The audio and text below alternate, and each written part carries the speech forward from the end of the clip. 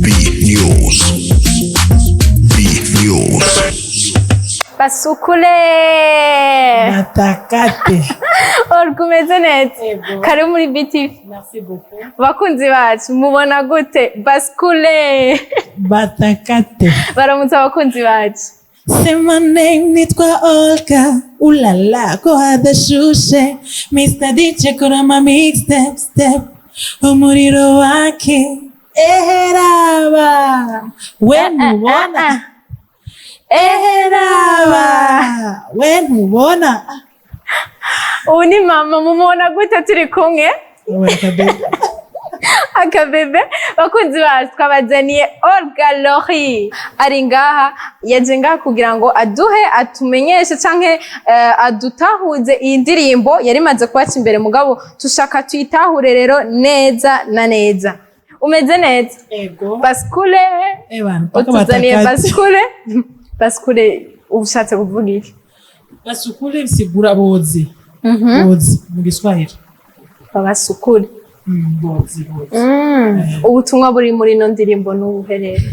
Nuvuga icyambere nashatse guhindura gusa uko bamenyereye n'umuntu aririmba ibintu by'urukundo. Ego. Ibintu biri nyine bitubahutse. Cyambere kamindure gusa ko kuririmba ibintu byose by'ibisazisazi. Wowe rero waririmbye ibisazisazi. Olga, uvuze yuko umusanzu ubutumwa buri muri ino ndirimbo washatse uhindure mugabo uri kuravuga ngo Basukule nihe ntumbero washaka gushika ko kugira ngo umuntu ariko arumviriza iyi ndirimbo atahura ikintu muri ino ndirimbo? Basukule bivanye n'ivyo ariko ndaririmba nashitse kuvuga nyine batambe batambe bambese nyene bakatike cyane batambe. Yes. Indirimbo iraryoshe cyane Olga. Muri clip video yawe twarabonyemo Shani Queen, kubera iki washine kumushyiramo muri clip video yawe?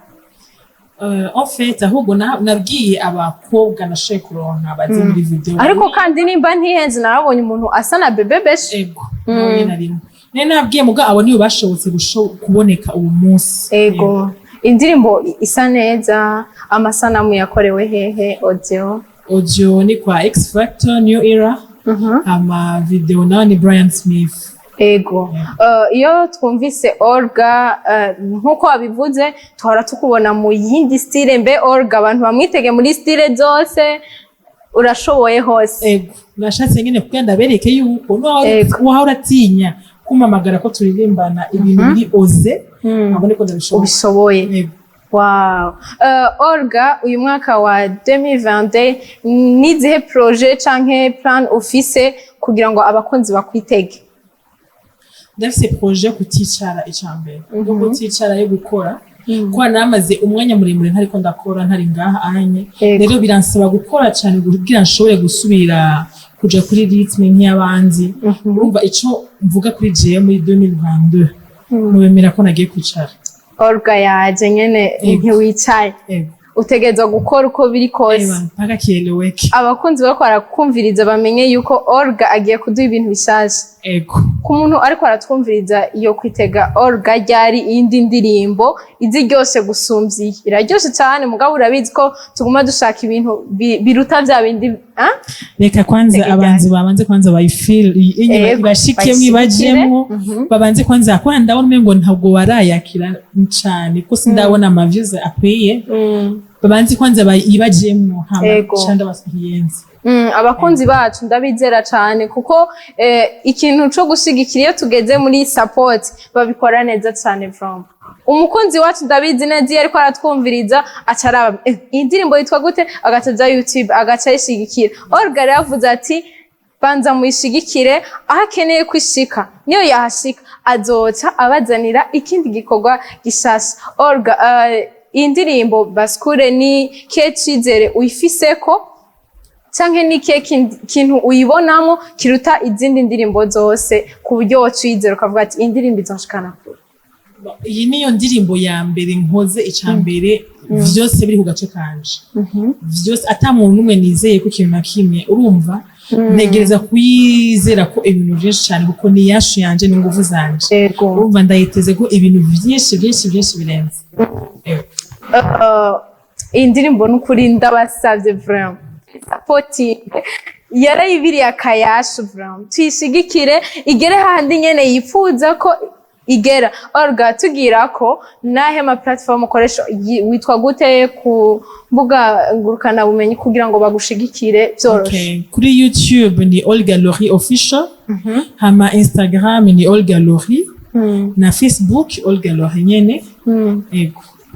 Kira ko n'akanimero kari mikasha ariko kashi kugira bagushigikire. Reka mvuge ko kashi ni 76 307 787.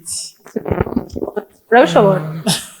Ntacyo uvuga mu gifaransa. 76 306 787. Okay. Olga, umwanya n'uwawe, gira abakunzi ikintu wumva wifuza nyene kubamenyesha ari ico basaba ubabwire nyene uyu mwanya n'uwawe.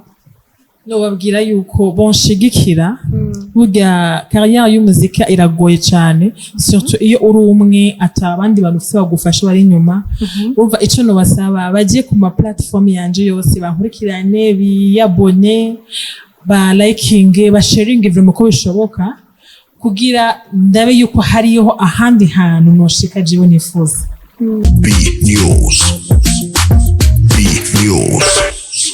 Numva ko jewe noba mpombye kuko muri we mfise ubuzima buzimvye nari mu mujima atabuzima nkifise kubw'urukundo rwiwe arazaranyigura wese ibyago nari mfise byarahavuye ubu nubwiwe ubu bwarahagiye ubu morana nawe mande gushika Sunday ya nzokwama ndamuvuga ndamurapara bikwiye kuko niwe kingi yanyiyegereje ntabikwiye argemana ndamwita sniper ushasumuta papa waba papa nibavuga ijambo rimwe gusa bikaba amamagara izina mwana wanje nitaba ibitari ku murongo bica bifata inzira niwe nyene oya na wundi iyo bikora Ibitari ku murongo bica bifata inzira neza cyane. umeze neza cyane. Karibu cyane muri BTV. Namwe ndabashimiye cyane. Bamwita Pat K. Yeah. Ramutsa abakunzi baje. Ya, Master Coroso de la Cantreniera GR Fiento El Simenso Plus Copepere Stopela. Ni Pat K. Ariyo batabyumvise bizireba. Master Coroso de la Cantreniera GR Fiento El Simenso Plus Copepere Stopela.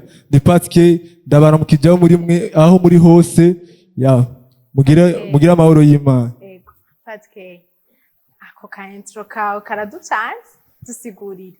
Ako ka intro bisigura mu bisanzwe ndakunda kugashira mu majambo makeyi gasigura ati Master Coroso no kuvuga no mu master aganje mu karere kiwiwe. Uraganje mu karere kiwawe. Turabaganje mu bisanzwe muri Kristo ya bisigura ko ahantu hose umuntu aba ari abaganje. Wow. Donc wewe uraganje aho uri hose uraganje. Aho ndi hose mu karere kose aho ngiye hose ndaganje. Wow. Turagohe karibu muri BTV. Nanje ndashimye cyane kuba mwamaye kano karyo ko kwinjira mu bwami bwagutse bwa BTV.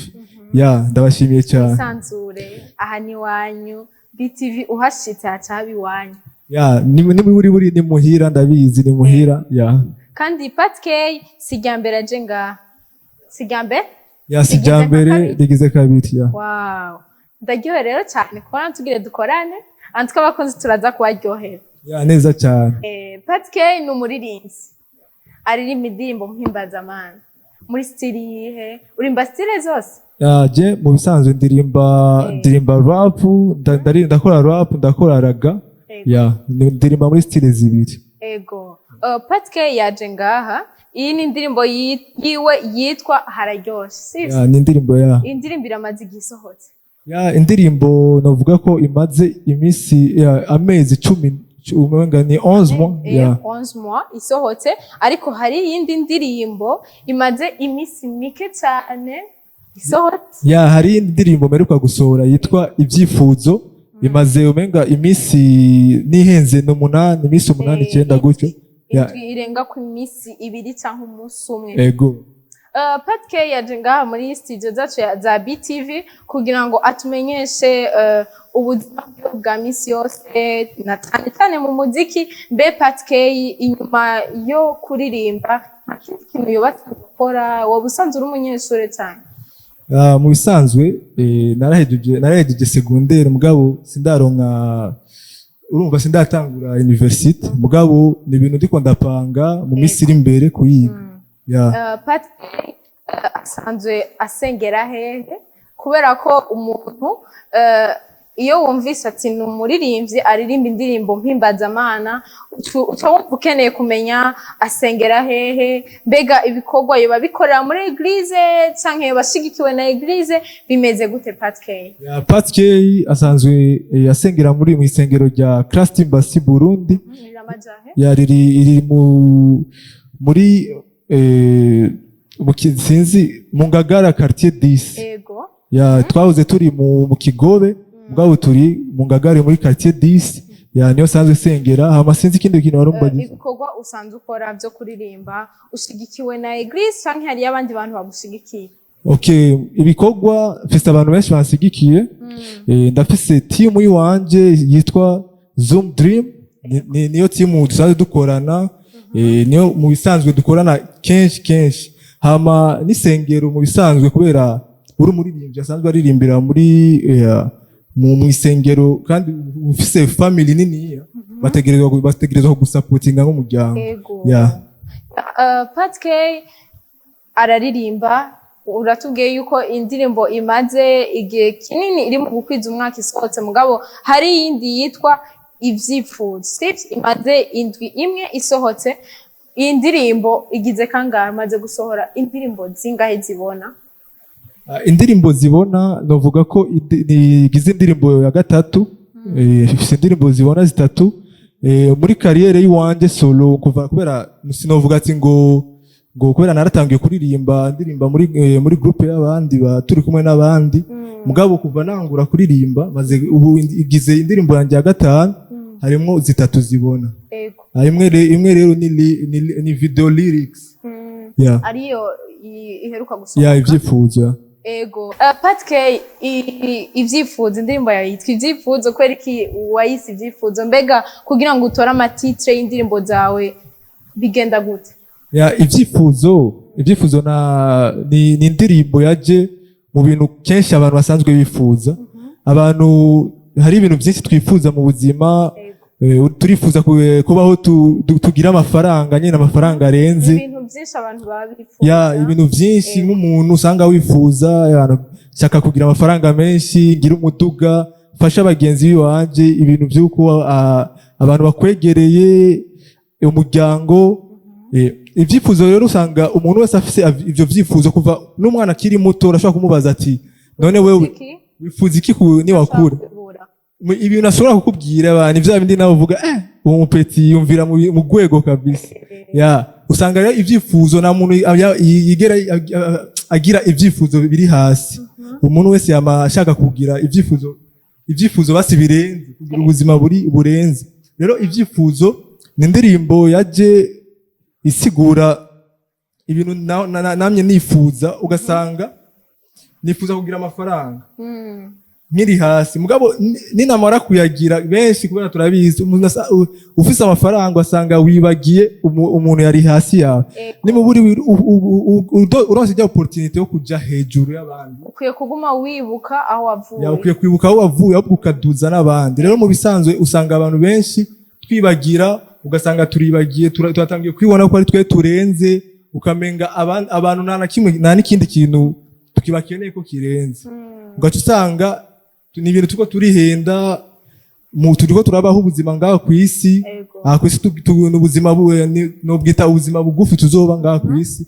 Tubwiye rero kumenya rero neza, tugategura ejo hacu, ubuzima bwacu bw'ejo, tukareka kwitwararika ivy'isi. Wow.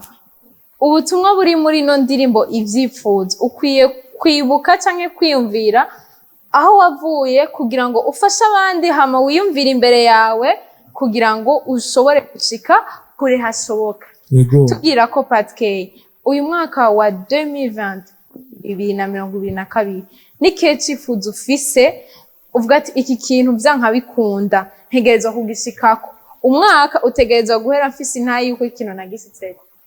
Mu bisanzwe jewe kwanza ikintu ca mbere nama nifuza kubera abantu benshi baramaze kubona ko umuntu aririmba gospel na hantu nyene aba ari mu kabwate atashobora guseruka agenda ahandi hantu mugabo akibagira yuko gospel ni indirimbo mu bisanzwe kandi indirimbo irafise imipaka yo kuvuga irafise ububasha bwo kuja no mu bindi bihugu. Je ndizera ko abantu abaririmbyi ba gospel bashobora kuva ngaha bakagenda hanze bakamenyekanisha igihugu cyabo biciye muri gospel baririmba. Nivyo rero ibyifuzo byanje sivyo kugira kubera ndazi nawe nyene uraza abaririmbyi benshi abaririmbyi basanzwe bava mu bindi bihugu barimba gospel kandi indirimbo zabo tuzikunda tukaziririmba. Rero je ndifuza umunsi umwe nzobona indirimbo z'abarundi abantu bo muri Congo abo muri Nigeria bahehe bariko baraziririmba ngakujya turirimbiza. Patke ivyo vyose wifuza birashoboka mugakubwa ubonaho kubwiki n'igiki sohinduka mu baririmbyi baririmba indirimbo mpimbazamana kugira ngo ivyo bintu wifuza bishoboke. Icyambere kwanza ikintu novuga no gufatana mu nda twese sivyo abaririmbyi yakubumwe abaririmbyi ba gospel tukaba umwe nitubona ati ngo kubera twese dufite objectif imwe nimba dukora zino ndirimbo no gushaka gushikana ubutumwa hose. Rero mu bisanzwe umugenzi wawe wa gospel akoze indirimbo ahubwo ifate nk'iyiwawe kujya nawe wowe uravuga ubutumwa ufata nk'indirimbo nk'iyiwawe ukayisangiza abandi. Nivyo bintu je mbona gikuru ni gukundana. Umuririmbyi wa gospel asohoye indirimbo ugafata yuko indirimbo ari iwawe kubera burya butumwa hari abantu benshi babukeneye. Iyo umuntu ariko aravuga ikintu ifoko akivuga agishira no mu ngiro nagenda bamenyeshe yuko Patke arashigikira abandi baririmbyi vraiment urashigikira abaririmbyi cyane ico kintu ndakivuga imbere y'abakunzi bacu kubera ko urashobora kuraba ibintu publiya n'indirimbo za bagenzi biwe abaririmbyi biragaragara yuko afite umutima wo gushigikiranira. Iyo ukora ikintu abandi barakigukora no kuvuga ngo iyo ukoreye ikiza umuntu wewe nyene kigutanga imbere baca bakigukorera. Patke nibihe novuga ngo nihe plan canke nuhe mugambi ufise mu 2022 kucerekeye umuziki wawe indirimbo mpimbazamana kugira ngo abakunzi bawe kwaratwumviriza bavuga ati turamwiteze ko ikintu gishasha muri uno mwaka wa 2022 nyaburya tumenyereye abaririmbyi cyane baririmba indirimbo mpimbazamana bakora indirimbo zikaja hamwe bakazisohorera icarimwe ico twita album. Patke yoba yiteguriye canke afite umugambi wo gusohora album muri uno mwaka? Ikibazo cya album sinzi nibaza ko novuga no kivugira ngawe ko ndagifise mugabo ni ikintu umuntu ari we wose aririmba ategerezwa gushira mu mutwe akamenya ndategerezwa gukora album. Album iri mu bintu sinovuga ngo ndategekanye no mwaka mugabo iri mu bintu nanje nifuza umunsi umwe nzokora album yiwanje. Hama ikindi kintu kubera uno mwaka hari haciye amezi menshi nakora indirimbo na umengani 7 mwa gutyo nakora indirimbo nyo nasohora ivyifuzo. Uno mwaka ndategekanya gukora cyane calendrier iruzuye ikintu no kumwanya nazo swa kandi kumara iki gihe kinini ya nkiki ndiko ndakora. Patke uravuze ati jewe uyu mwaka ngiye gukora kandi ngiye gukora cyane. Bakunzi bacu ntimwibagire yuko abatumire bose dutumira ngana nta numwe atubwira ngo uyu mwaka agiye kwicara bose batubwira ati ngiye gukora uyu mwaka nuwo gukora so kwicara. Nibaza yuko abakunzi bacu bariko baradukurikirana kandi baravyumva baratwumva. Iyo umuririmbyi atubwiye ati nzogaruka ryari baguma batwibutsa mbere ko ataragaruka yatubwiye ko azogaruka ryari no kuvuga ngo nawe sigutubwiye two kwitega mu mezi angahe canke mu misi ngahe. Ikintu novuga abantu kubera nijanye n'ibya binenye vyifuzo hari ivyifuzo umuntu agira mugabo byose wifuza ko nejo uca wigarukira bazaniye gishasha ivyo ndavyifuza mugabo rero ibintu byose mu migambi y'Imana urumva. Hama ibikorwa ikituma nvuze gutyo ni kubera ibikorwa birahari hari ibikorwa byinshi bihari maze gukora ikirindiriye gusa n'umwanya wo kuzisohora hari izirindiriye gusa ko ndazikora ama video ibikorwa birahari niyo mpamvu novuga ati ngo nzogaruka mu minsi iri imbere. Bisaba support y'abakunzi, support yacu, twebwe dushoboye gukora ibyo dushoboye nawe ugakora icyo ushoboye duce dusanga ateye imbere mu mwanya mutoya. Patke turiko turarangiza, mbega imbuga ngurukana bumenyi usanzwe ukoresha kugira ngo ushaka kugushigikira byoroshe agushigikire nizi ama platform ukoresha? Sanzwe nkoresha ndakoresha Facebook ni Patke GR, haba ngongira ngakoresha Instagram ni Patke, ni official Patke. Izindi ya YouTube ni Patke, ushobora ibikorwa byanje byose maze gukora, novuga ko ari izo nkunda gukoresha cyane. Akajambo kamwe ufise ubwira abakunzi kugira ngo cyaturangize? Icyambere kwanza ndabashimiye mwese muri kano kanya mwemeye mukamara kano kanya mukabana natwe kumbonesha kuri za BTV, ndabashimiye cyane. Mubandanye muroranirwa mu byanyu, hama nkongera ngashimira abantu bose badusapotinga, abantu bose basapotinga umuziki wa gospel muri rusange, ndabashimiye cyane. Haba nkongera ngashimira namwe bwe mwabashije kumpa kano kanya ko kuba hano hantu, ndabizi si bya bose, rero ino opportunity ndayironse ntegeza kuyishima, ndabashimiye cyane BTV. Nanje ndagushimiye cyane, turagushimiye gose ko nawe wabanye natwe, nongera nshimira abakunzi bacu babanye natwe, turabashimiye cyane. Akaririmbo ni